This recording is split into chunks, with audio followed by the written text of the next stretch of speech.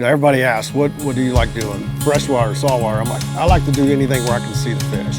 And I don't care how I catch it necessarily. I mean, I prefer dry fly fishing for trout. Come on, 20-incher. Yeah, I grew up in Lake Lewisville in Lake Dallas, Texas.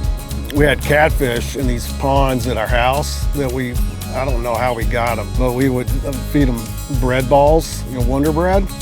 And we sit there and, just for hours and hours and hours, and just sit out there and just throw bread at them and just watch these things just come up and just big wide mouths, just doing this. Just loved it, just, surface feeding. So that's why I still like dry fly fishing today, because of that.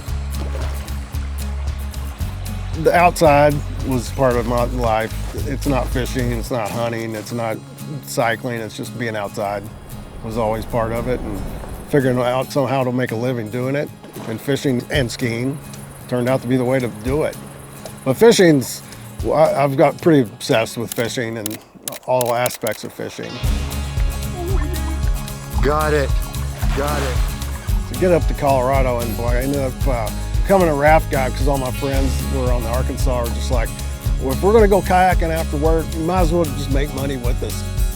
Got lucky, man. These guys said, hey, I need somebody who knows how to fish and row down the river and be a guide. And I was just like, well, I know how to tie knots, but I don't know what flies to use. The guy goes, you're hired, show up the next day. So I show up the next day at 8 o'clock, and the guy, I said, man, I don't know anything about guiding fly fishing. He's like, Curt, here's a wad of flies.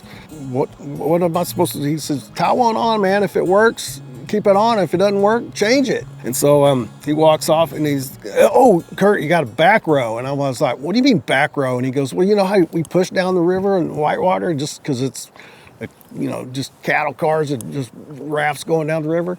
He's like, you got a back row. You got to go slower than the dry fly, just kind of let it drift, and they have to mend it. Had a great conversation, got paid a lot better, got a big tip. And I was like, this is for me. I went back to Breckenridge where I was living. I go up to the Orvis shop, but Ian Davis from Yellow Dog owned it. And he's like, Curt, I'll give you a job, but you're going to be doing mostly wade trips because I do all the float trips on Colorado. And he goes, you need to move to Jackson or Montana. So the next summer I was in Jackson working at West Bank Anglers. That was 97-ish. So I learned the rivers, ended up on the South Fork now, and been there for a very, very long time. But it was just getting the help from those people that kind of helped me, which is kind of on the end of what I'm doing now, is helping some of the younger guides as well. Hopefully in a positive. I'm not necessarily the nicest person out there sometimes, but try to be.